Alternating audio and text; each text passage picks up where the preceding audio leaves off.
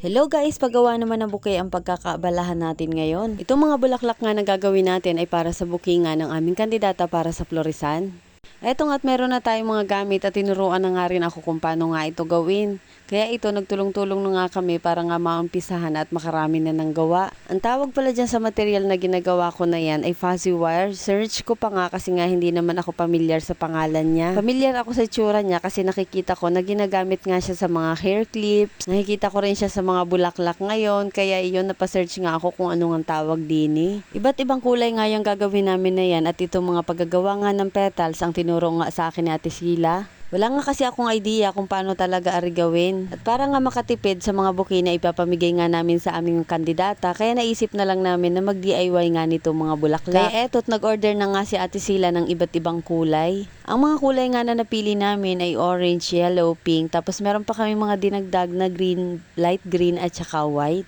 Pati nga itong si Rara at itong aking pamangkin at isa pang anak ay tumulong na rin sa pagpo-fold nga nito mga fuzzy wire. Mabilis lang naman siya i-fold at talagang malilibang ka rin kasi nakakalibang nga yung pagpupold sa kanya at masarap nga siyang hawakan. Tapos yung isa ko ngang pinsan ang nagbuo na nga na rin para nga maging isang bulaklak. Pinagsama-sama na nga yung mga petals kaya ito na nga yung nagawa, isang kahon.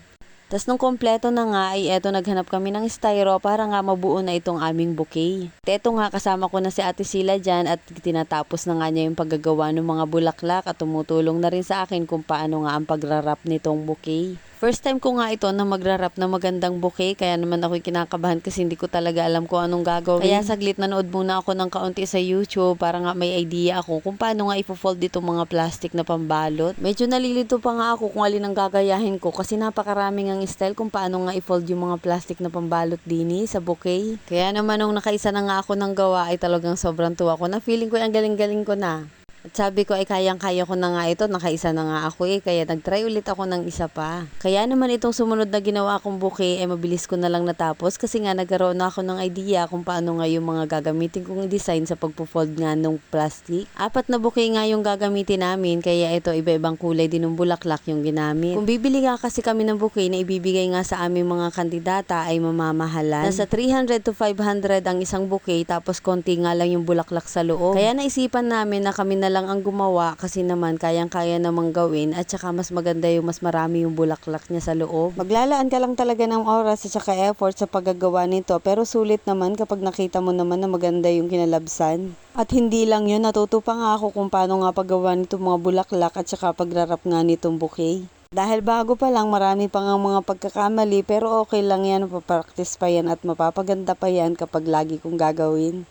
At eto na nga yung mga nagawa kong bulaklak, kompleto na nga yung 4 para sa aming kandidata. Siguradong matutuwa sila dahil kay gaganda naman ng bulaklak na ibibigay sa kanila. Doon nga sa fuzzy wire na in-order namin ay napakaraming ang bulaklak ang nagawa. Walang nasayang at talaga namang nakatipid pa.